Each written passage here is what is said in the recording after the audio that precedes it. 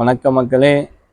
இந்த வீடியோவில் நம்ம எதை பற்றி பார்க்க போகிறோம் அப்படின்னா, மனோபலம் அதிகரிக்கிறதுக்கும் ஒரு தைரிய வீரிய விஜயம் நமக்கு கிடைக்கணுங்கிறதுக்காகவும் இந்த வீடியோவில் ஒரு முக்கியமான ஒரு நல்ல பதிவு தாங்க கொடுக்க போகிறேன்.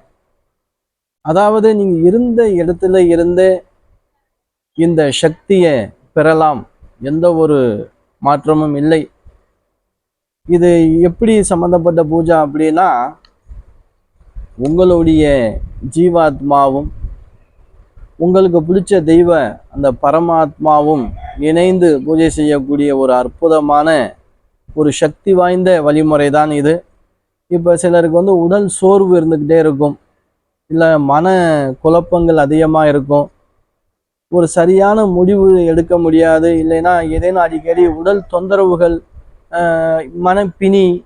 மனப்பிணின்னா அதான் ஏதாவது நமக்கு ஒரு மன கஷ்டம் வந்துக்கிட்டே இருக்குது. குடும்பத்தில் எந்த ஒரு நிகழ்வும் நல்லது நடக்கலை, தொழிலில் வருமானம் எப்படியா இருந்தாலும் சரி, இப்போ உங்களுக்கு ரொம்ப சோர்ந்து போய் நீங்கள் இருக்கீங்க. இந்த வீடியோவை நீங்கள் முழுமையாக பார்த்து முடித்து வெளியில் வரும்போது உங்களுக்குள்ள ஒரு சக்தி இருக்கிறத நீங்கள் உணர முடியும். அதை நீங்கள் மீண்டும் மீண்டும் அந்த முயற்சி பண்ணி அந்த வழிமுறைகள் நீங்கள் செய்யும்போது அதிகமான ஒரு நற்பலனை நீங்கள் பெற முடியும் என்பதில் எந்த ஒரு மாற்றமும் இல்லைங்க. சரி, அதுக்கு நீங்கள் என்ன பண்ணணும் அப்படின்னா, முடிஞ்சால் காலை நேரம் இல்லைன்னா இரவு மாலை நேரங்கள் நீங்கள் எடுத்துக்கிறலாம், இல்லை மதிய நேரங்களை கூட நீங்கள் எடுத்துக்கிறலாம். அதாவது யாரும் டிஸ்டர்பன்ஸ் இல்லாத ஒரு இடத்துல இருந்துக்கிறோம், யாருடைய தொந்தரவும் இருக்கக்கூடாது. நீங்கள் ஒரு ஃபோன் வச்சுருந்தா கூட ஃபோனை கூட சைலண்டில் நீங்கள் போட்டு வச்சிடணும். ஒரு 7 நிமிஷம் 5 நிமிஷத்துக்கு இந்த பூஜைகள் நீங்கள் தொடர்ச்சியாக நீங்கள் செஞ்சு வரணும். அதாவதுங்க, நீங்கள் இப்போ எத்தனையோ கோவில்களுக்கு போயிருப்பீங்க, அங்கே உங்களுக்கு பிடிச்ச தெய்வங்கள் இருக்கும். இப்போ நம்ம இதை முதல்ல சொல்கிறதால நம்ம மகா கணபதி விநாயகர் பெருமானை வச்சு நான் ஆரம்பிக்கலாம்னு இருக்கேங்க. அதாவது கணபதினாலே எல்லோருக்குமே கணபதி எப்படி இருப்பார் அப்படிங்கிறத நம்ம கண்ணை மூடி இருந்த இடத்துல இருந்து நம்ம அவருடைய உருவத்தை கொண்டு வர முடியும் இல்லையா? அப்படி விநாயக பெருமானை, அதாவது நீங்கள் எப்படி இருக்கணும், அந்த நேரத்தில் குளிச்சிடணும். ஒரு 5 நிமிஷம் நம்ம பண்ணுறதுக்கு முன்னாடி ஸ்நானம் பண்ணிவிட்டு நல்லா நெத்தியில் திருநீரோ குங்குமமோ சந்தனமோ ஏதேனும் ஒன்று அணிஞ்சிருந்துட்டு, ஏன்னா அந்த பக்தி நம்ம மேலே நம்மக்கிட்ட வரணும், அந்த பரவசம் வரணும். அதுக்காகத்தான் கீழே ஒரு மனக்கட்டை இல்லைன்னா ஒரு பெட்ஷீட் இருந்தாலும் கீழே விரிச்சிட்டு வடக்கு திசை நோக்கி அல்லது கிழக்கு திசை நோக்கி தாங்க நீங்கள் இருந்து இதை பண்ணணும். சரி, இப்போ என்ன பண்ணணும் அதைத்தான் நம்ம இந்த வீடியோவில் பார்க்க போகிறோம். விநாயக பெருமானுக்கு நீங்கள் செய்யக்கூடிய பூஜையால், அதாவது உங்களுடைய ஜீவாத்மாவை அந்த மகா கணபதி என்கக்கூடிய பரமாத்மா கிட்ட அருகாமையில் இருந்து பூஜை செய்யக்கூடிய ஒரு நிகழ்வு தான். அதாவது இப்போ நீங்கள் ஒரு கணபதி உங்களுக்கு பிடிக்கும், ஒரு கோவிலுக்கு புரியல, கணபதி எப்படி இருந்தாலும் அவரை நீங்கள் முன்னாடி கொண்டு வரலாம். அப்படி தான் இந்த பூஜையை நம்ம பண்ண போகிறோம். அதற்கு நீங்கள் என்ன ஒரு விளக்கு ஏற்றி வச்சுக்கிறோங்க. விளக்கு எரியும் போது பக்கத்தில் எதுவும் துணி இருக்கான்னு பார்த்துக்கிறோங்க. ஏன்னா நம்ம கண்ணை மூடி தான் அந்த பூஜை பண்ண போகிறோம். இல்லை யாரேன்னு ஒருத்தர் இருந்தார் அப்படின்னா ஒரு 5 நிமிஷத்துக்கு யார் டிஸ்டர்ப் இல்லாமல் பார்த்துக்கிறோங்க அப்படின்னு சொல்லிட்டு கொஞ்சம் நேரம் நீங்கள் ஃப்ரீயாக ஒரு ரூமில் கூட இல்லை பூஜை அறையில் கூட ஹாலில் கூட பண்ணலாம். சரி, நீங்கள் கண்ணை மூடிட்டு இப்போ நீங்கள் இந்த வீடியோ பார்க்கணும், அப்படியே கொஞ்சம் நேரம் ஃபாலோ பண்ணி கூட பாருங்கள். கண்ணை மூடிக்கிறங்க. கண்ணை மூடிட்டு என்ன பண்ணுங்க, கணபதி உங்கள் முன்னாடி இருக்கிறதா நினச்சிக்கோங்க. இல்லை கணபதி இருக்கிற இடத்துக்கு நீங்கள் போயிருங்க. உங்களுடைய ஜீவாத்மா தான் அங்கே அந்த பரமாத்மா கிட்ட போக போகுது. அப்படி ஒரு இடத்துல நீங்கள் போய் இருக்கிறதா நினச்சிக்கிறங்க. கணபதியை தொட்டு வணங்குங்க. கணபதிக்கிட்ட உத்தரவு கேளுங்க. விநாயகப் பெருமானே, உனக்கு நான் ஒரு அபிஷேகம் பண்ண போகிறேன்.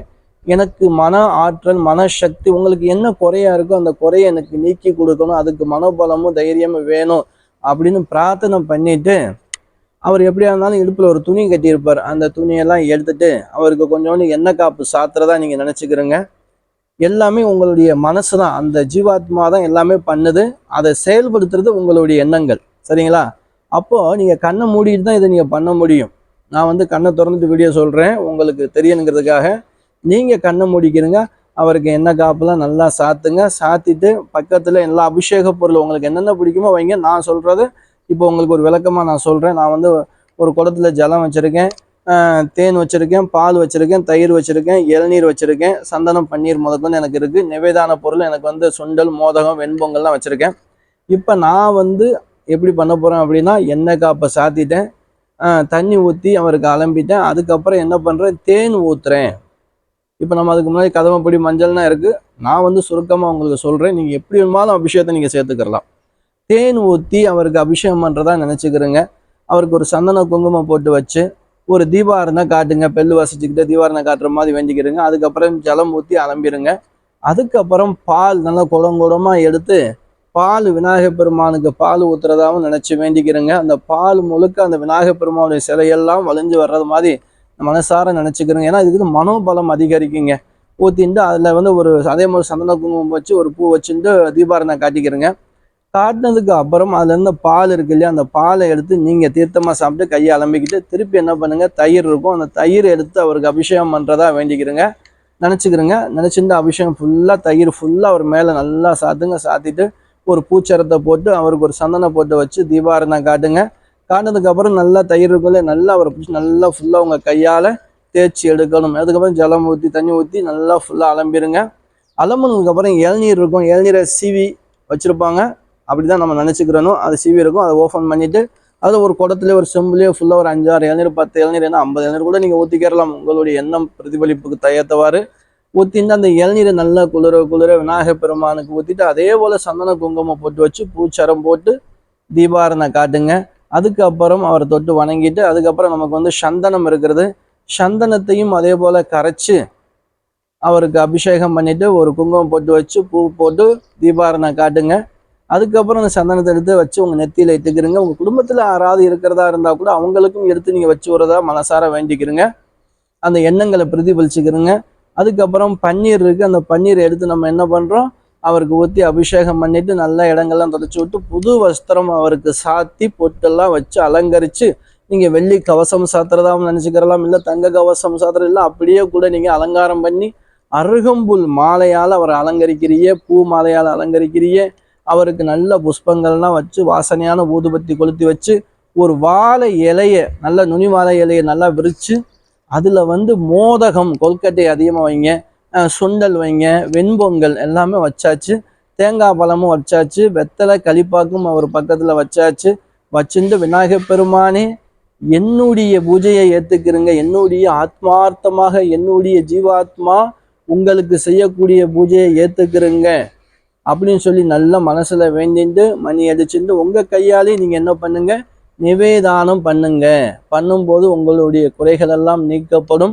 இப்படி நீங்கள் கண்ணை மூடிக்கிட்டு நீங்கள் இந்த மாதிரி நிகழ்வுகளை பண்ணும்போது என்ன ஆகும் அப்படின்னா மனோபலம் அதிகரிக்கும். இந்த மனசுக்கு இந்த ஜீவாத்மாவுக்கு மிகப்பெரிய ஒரு சக்தி கிடைக்கும். அந்த சக்தி உங்களுடைய வாழ்க்கை வெற்றி பயணத்துக்கு முக்கியமான காரணமாக அமையும். நீங்கள் சொல்றது பலிதமாகும், நீங்கள் போகக்கூடிய விஷயங்கள் காரியங்கள் சித்தியாகும், முடக்கங்கள் சரியாகும், நல்ல ஒரு அற்புதமான சந்தோஷமான நிகழ்வுகள் எல்லாம் தொடர்ந்து நடக்க ஆரம்பிக்குங்க. இதை நீங்கள் ஃபாலோ பண்ணி பாருங்கள். கண்டிப்பாக உங்களால் உணர முடியும், கண்டிப்பாக அனுபவபூர்வமாக தெரிய முடியும்.